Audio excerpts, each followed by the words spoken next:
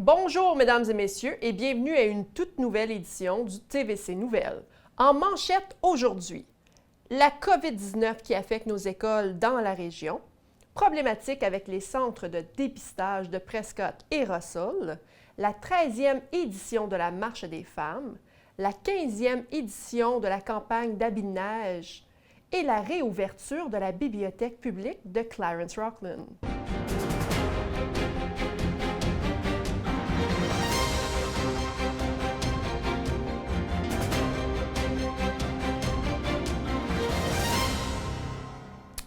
Nouvelle COVID-19. Alors que la deuxième vague frappe à nos portes, l'Ontario enregistrait jeudi 409 nouveaux cas, tandis que mercredi, on en a dénombré 335. Une hausse par rapport à la veille, mais le gouvernement Ford reste sur ses gardes.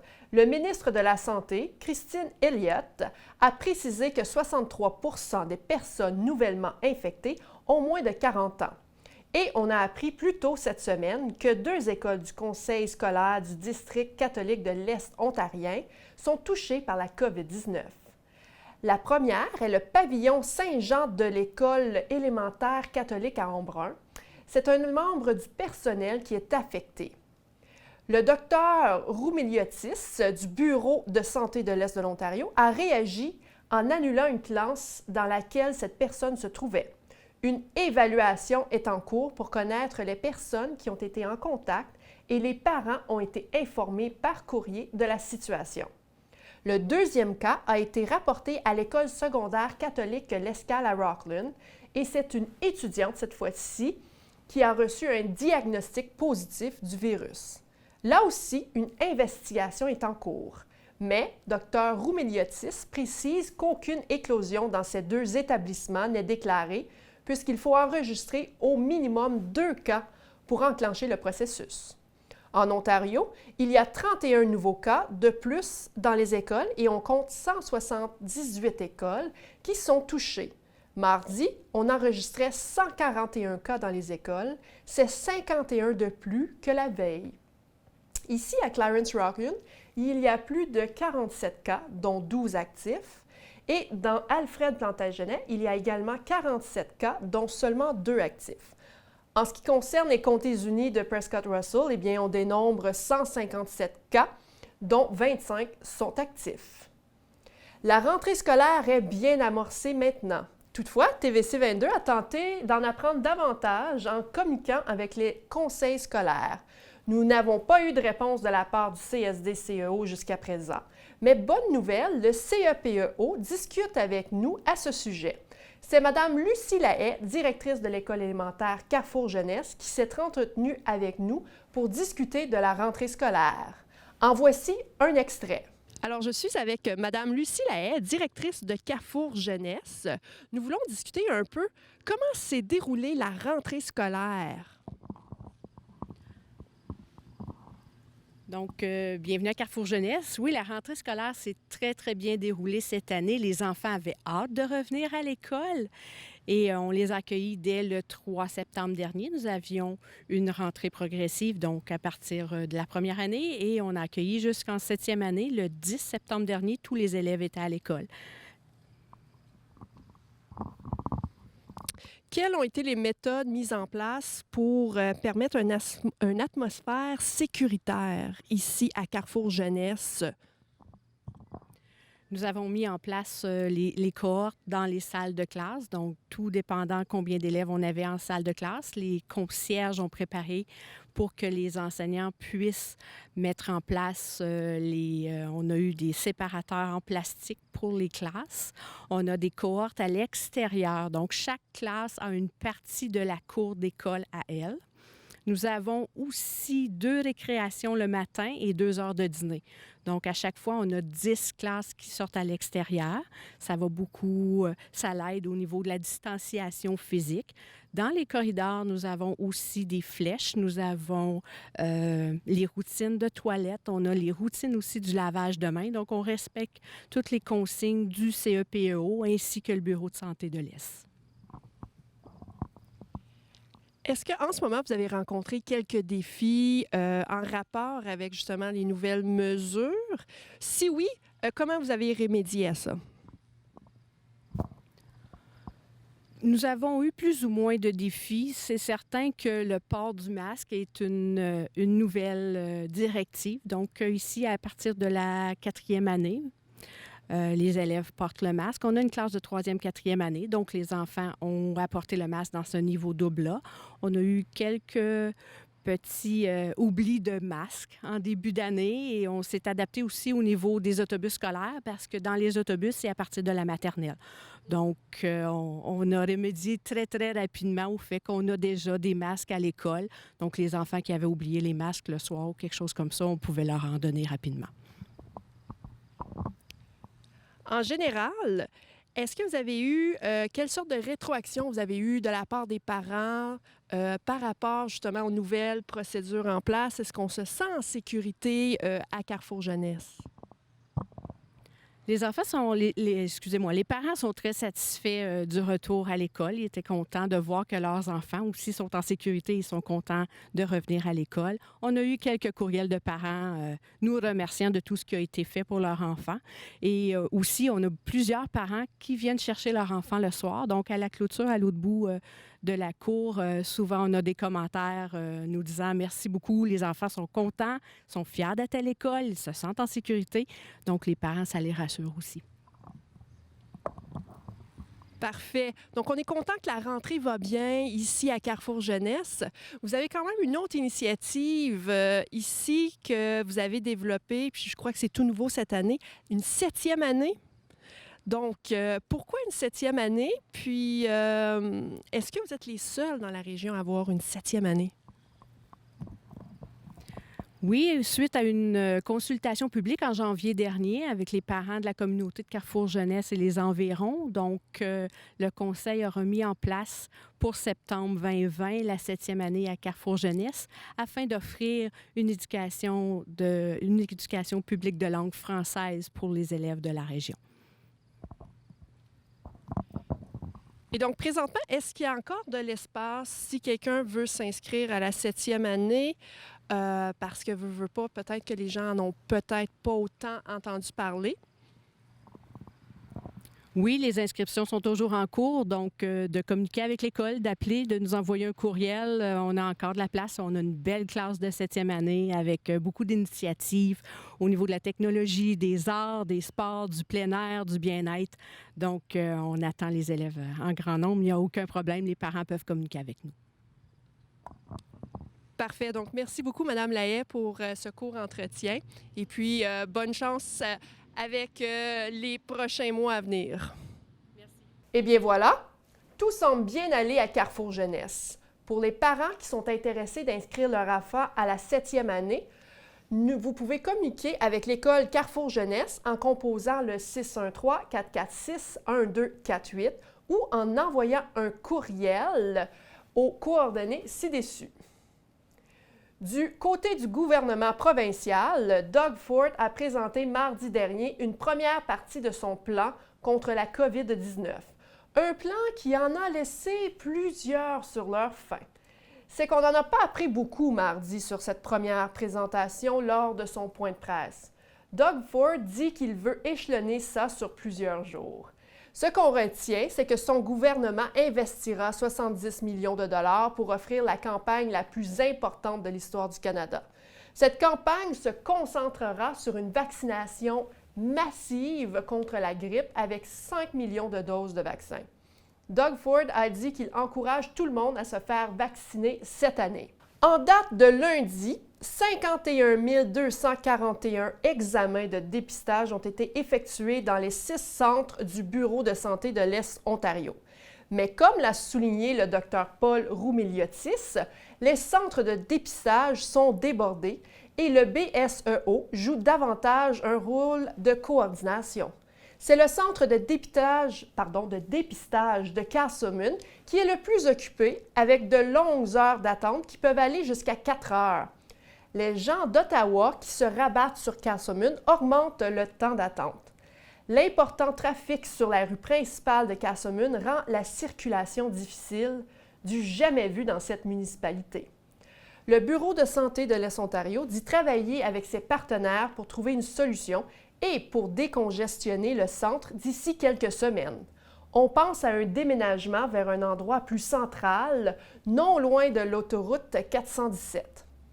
Avec la propagation plus rapide de la COVID-19, le gouvernement de l'Ontario impose de nouvelles limites quant au nombre de personnes qui participent à des rassemblements sociaux, privés ou non surveillés dans toute la province.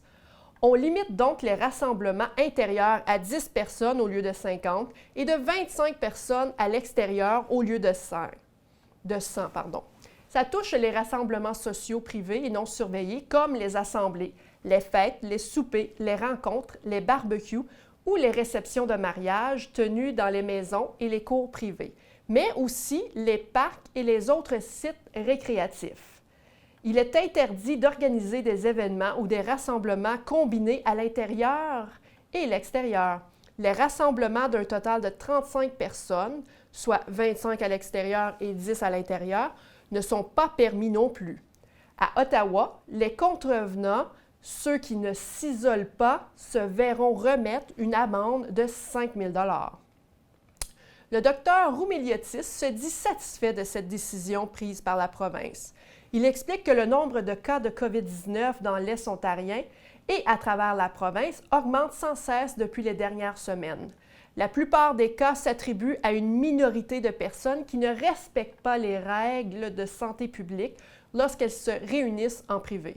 Les nouvelles limites ne s'appliquent pas aux événements et rassemblements tenus dans les endroits surveillés par le personnel. On parle ici des bars, des restaurants, des cinémas, des centres de congrès, des salles de réception, des gymnases et des salles de sport, des lieux de culte, des événements sportifs ou des représentations sur scène. Les règles déjà en place pour tous ces endroits sont toujours en vigueur. Et avec l'arrivée de l'automne, le Bureau de santé de l'Est Ontario tient à rappeler aux résidents de continuer à respecter les mesures de santé publique pour prévenir la propagation de la COVID-19. On reste à la maison en cas de maladie, même chose pour les enfants. On respecte la distanciation physique avec les personnes qui ne font pas partie de notre cercle social. On continue de porter un masque quand la distanciation physique est impossible ou dans les endroits où c'est obligatoire. On se lave les mains souvent à l'eau savonneuse ou avec du désinfectant à base d'alcool. Il est suggéré d'installer l'application Alerte COVID sur son téléphone intelligent. Afin de résoudre cette question, il y a un débat. Des initiatives communautaires sont rares, mais le Centre Nova-Calac a procédé quand même avec la 13e édition de leur événement annuel le 16 septembre dernier. Cet événement, nommé La rue, la nuit, Femmes sans peur. Anne Jutras s'est entretenue avec Annie Lafortune. Voici ce que Mme Jutras avait à dire à cet effet au sujet de cette merveilleuse initiative. Alors, Anne Jutras, comment a été la 13e édition de la Marche des femmes dans la rue sans peur? Bien, c'était intéressant. Comme tu sais, on a utilisé un format un peu différent cette année. On ne pouvait pas faire de gros rassemblements. Donc, ce qu'on avait demandé aux femmes, c'est de sortir de chez elles puis de faire le tour du bloc avec une amie, la voisine ou quelqu'un qui était dans leur cercle proche, là, avec qui ils pouvaient avoir des contacts. Donc, ça s'est super bien passé. À notre surprise, on a battu des records. On demandait aux femmes de s'inscrire. On a au-dessus de 270 femmes qui auraient marché selon les inscriptions. Et j'ai même eu des échos de femmes qui disaient ah, ben je ne m'étais pas inscrite, mais nous autres, on était 4-5. Fait qu'on pense qu'il y a au-delà de 270 femmes qui ont participé à travers toute Prescott-Russell. Puis ça, dans les inscriptions, on demandait le village ou la ville où les gens étaient. Puis c'est au-delà de 20 villes et villages de Prescott-Russell qui ont eu... puis il y avait des groupes, là, il y a des villages qui se sont très organisés, comme à Lefebvre. Il y a une dame là, qui avait pris ça en main puis qui s'est organisée pour le village. Il était à peu près une trentaine. Il y a d'autres villages où c'était des petits groupes, mais il y était 3-4 petits groupes dans le même village. Fait que ça a été un super beau succès. Je pense que le message a bien passé, que les femmes de Prescott Russell veulent être en sécurité dans leur communauté. Vous attendiez-vous à ça, un tel succès? Avec la pandémie, là. C'est ça, on le savait pas. C'était ça qui était un peu épeurant. Je pense que, tu sais, on était désolés de ne pas pouvoir le faire comme on le fait d'habitude parce qu'il y a quand même un certain confort. Le comité organisateur, les autres années, tu sais, on était très organisés, très efficaces parce que quand ça fait 12-13 fois que tu fais la même chose, tu commences à avoir le roulis.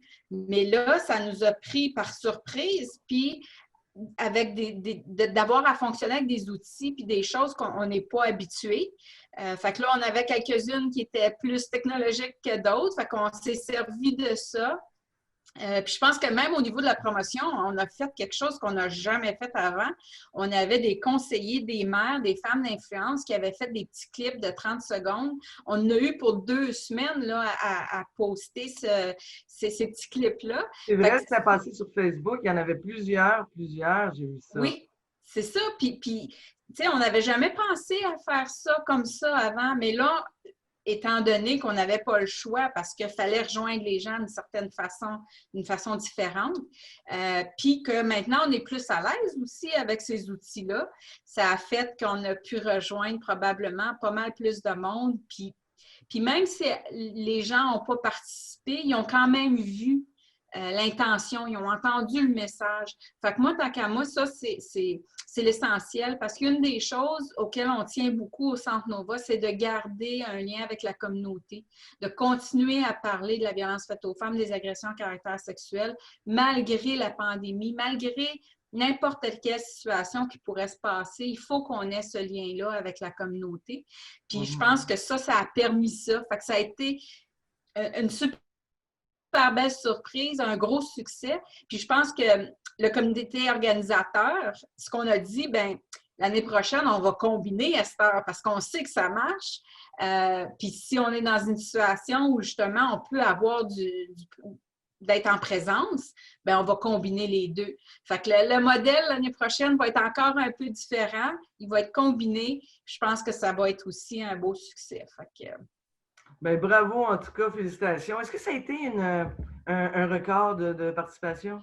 Oui, définitivement. Je pense que on se rappelle là, les premières marches au début, les premières années, je pense que le record qu'on avait, c'était 200.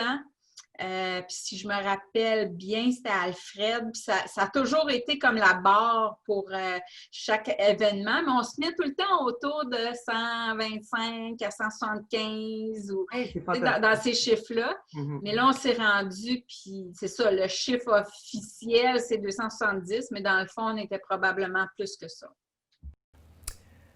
Plus près de chez nous, à Clarence-Rocklin, bonne nouvelle pour les passionnés de lecture, la bibliothèque publique de Clarence-Rocklin a rouvert ses portes au public le 21 septembre dernier. Mais des changements ont été apportés pour assurer la sécurité des clients et celle des employés. Pour l'instant, le personnel ne peut pas accueillir les gens. En ce qui concerne les programmes en personne, les responsables de la bibliothèque sont toutefois heureux des programmes virtuels qui ont été bien accueillis et appréciés des résidents. On peut se rendre sur le site web de la bibliothèque pour prendre connaissance des services offerts et de leur horaire ajusté.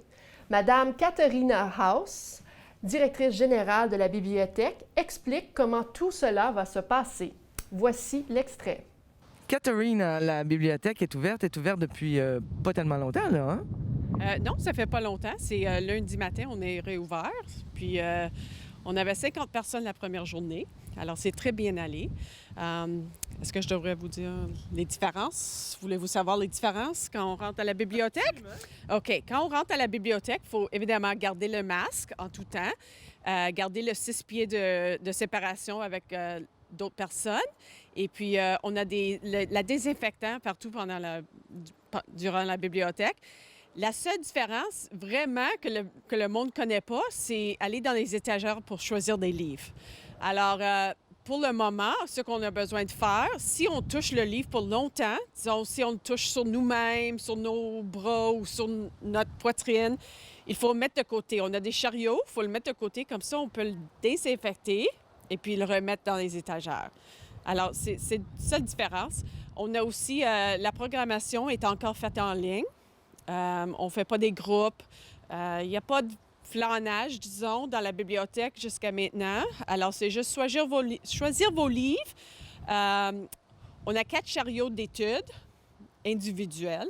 Alors, le monde peut étudier seul pour quelques heures s'ils veulent, s'il n'y a pas trop de monde dans la bibliothèque. Et puis, on a deux ordinateurs publics que le monde pourrait utiliser pour 30 minutes à la fois. Alors, ça va très bien quand même. Et puis les heures aussi ont changé. Oui, les heures ont changé temporairement. Alors, ici à Rockland, lundi, mercredi, vendredi, c'est de 10h à midi. On a besoin de prendre une pause pour le lunch. Puis après, de 1h à 5h, ou 13h à 17h. Et puis, mardi puis jeudi, on commence à 13h jusqu'à 15h, puis ensuite 14h jusqu'à 20h. De toute façon, les gens peuvent aller voir sur votre site web. C'est tout sur notre site web. Et puis les heures à Bourgette sont encore pareil ce qu'il était avant la pandémie. Alors, on a besoin de faire 1 heure pour le lunch, juste parce qu'on a beaucoup plus de personnes qui sont on a besoin de plus de personnes pendant la pandémie, juste pour... moi, je suis dans le foyer, puis j'accueille le monde, puis on a des instructions qu'il faut qu'on donne à chaque personne. Alors, on a besoin de plus de personnes. Merci beaucoup, Katharina. Et puis, la Cité de Clarence Rockland est à la recherche de personnes pour combler des postes au sein du conseil d'administration de la Bibliothèque publique de Clarence Rockland. Si vous êtes intéressé, vous pouvez soumettre le formulaire, nomination au comité ou commission au plus tard le 30 octobre 2020. On peut se rendre sur le site web de la Cité Clarence Rockland pour en avoir plus de renseignements. La semaine dernière, la Maison de la famille de Rockland a lancé sa 15e édition de la campagne d'habits de neige. Le projet vise à fournir des habits de neige à plus d'une centaine d'enfants de familles vivant avec un faible revenu. Il va y avoir une collecte de fonds le 23 octobre prochain au restaurant Broadway Bar and Grill ici à Rockland et une partie des profits iront pour cette initiative. Nous avons rencontré Nathalie Wolfe pour qu'elle nous en parle davantage. Voici l'extrait. Alors, je suis avec Nathalie Wolfe de la Maison de la famille de Rockland. Alors, la campagne a été lancée la semaine dernière, hein? Oui, c'est bien ça, oui. Pour une 15e année, cette fois-ci à Rockland. Dans les autres centres, c'est Embrun et Hawkesbury, c'est leur 14e année. Mais nous, ici à Rockland, on avait commencé 1 an d'avance. Comment ça va se faire? Qu'est-ce qui va se passer? Ce qu'on fait, c'est que présentement, les familles viennent remplir leur application. Et puis, après que les documents sont remplis, nous, on va commander leur habit de neige. Et puis, on va leur remettre, à une date ultérieure, on va remettre leur habit de neige. Il va y avoir une première livraison, puis il y en a 2, hein? La première? Oui, la première, cette année, c'est sûr que c'est un petit peu différent. Normalement, on prenait un samedi, puis on donnait les habits de neige ce samedi-là à toutes les familles qui avaient appliqué. Mais dû avec les procédures du COVID cette année, on va faire ça un petit peu différemment. Fait qu'il va y avoir une première vague, si on peut dire. Fait que les gens qui vont avoir appliqué avant une certaine date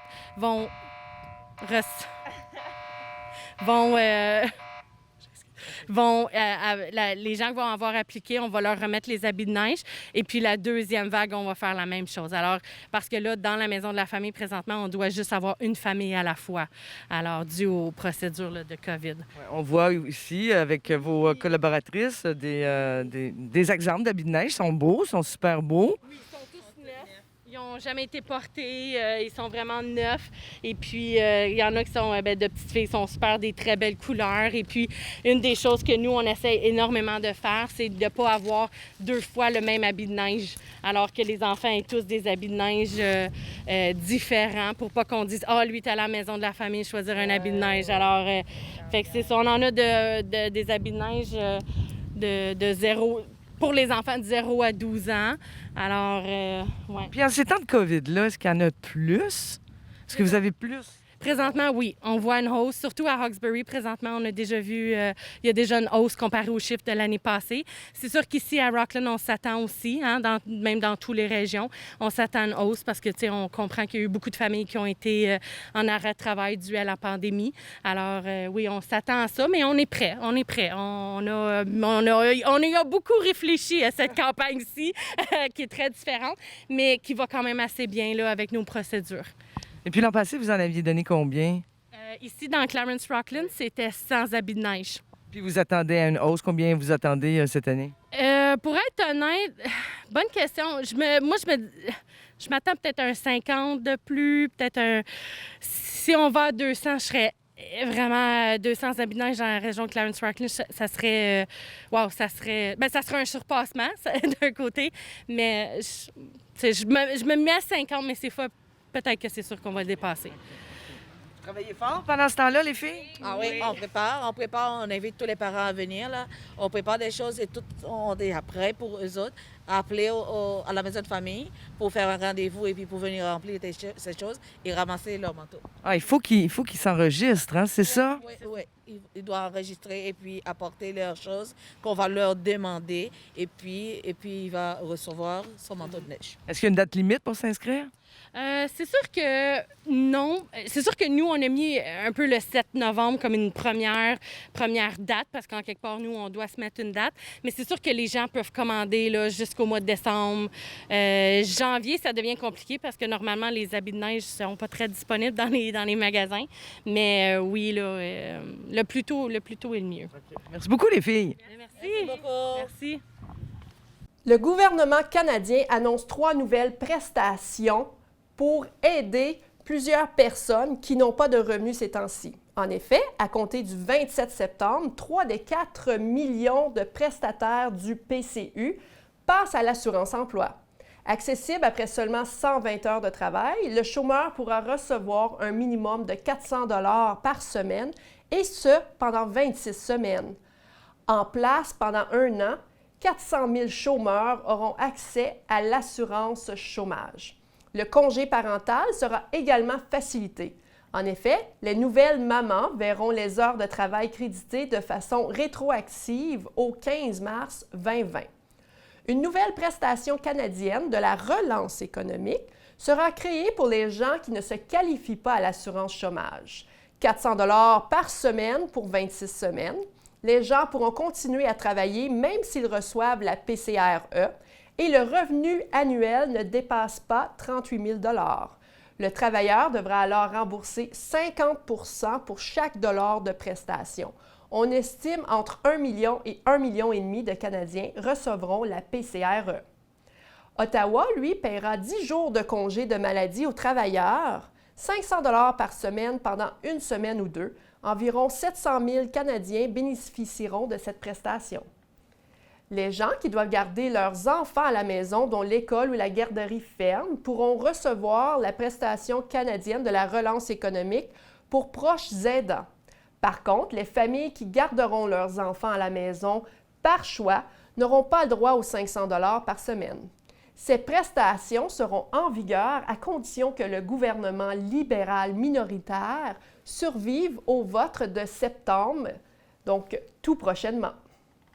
Et voilà, ceci conclut le TVC Nouvelles pour cette semaine. Si vous avez des idées de reportages ou si vous désirez participer au TVC Nouvelles, s'il vous plaît, communiquez avec nous au 613-446-6037, extension 1. Merci beaucoup, mesdames et messieurs, et à la prochaine!